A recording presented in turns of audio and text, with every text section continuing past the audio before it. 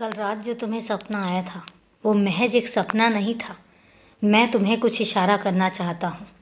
मैं तुम्हें कुछ बताना चाहता हूँ और वही माध्यम मैंने सपने को चुना था ताकि तुम समझ सको।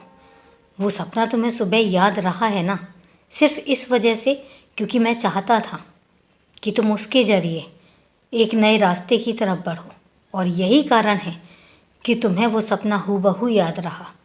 मैं हमेशा चाहता हूँ कि तुम उन चीज़ों को याद रखो जो तुम्हारे लिए और तुम्हारे भविष्य के लिए बहुत अच्छी हैं, जो तुम्हें आगे ले जाने वाली हैं। लेकिन वो बातें और वो चीज़ें जो तुम्हें तकलीफ़ देती हैं या आगे जाके तुम्हें तकलीफ़ दे सकती हैं, उन बातों को याद रखने की ज़रूरत ही नहीं है। क्या ज़रूरत है उन पलों को याद करने की जिन पलों ने तुम्हें कमज़ोर बनाया है, जिन पलों ने तुम्हें तोड़ा है और जिन पलों ने तुम्हें तकलीफ़ दी है। क्योंकि तुम तकलीफ़ के लिए नहीं बने हो, तुम तकलीफ़ बहुत सहन कर चुके हो। मुझे पता है कि तुम्हारी तकलीफ़ें इतनी थी कि कोई और होता तो टूट जाता, कोई और होता तो कोई और ही कदम ले लेता, लेकिन तुम डटे रहे, तुम सामना करते रहे उन तकलीफ़ों का।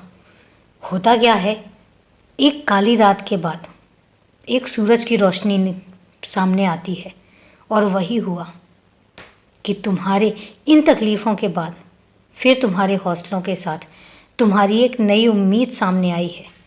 तुम्हारे लिए एक नए रास्ते सामने आए हैं।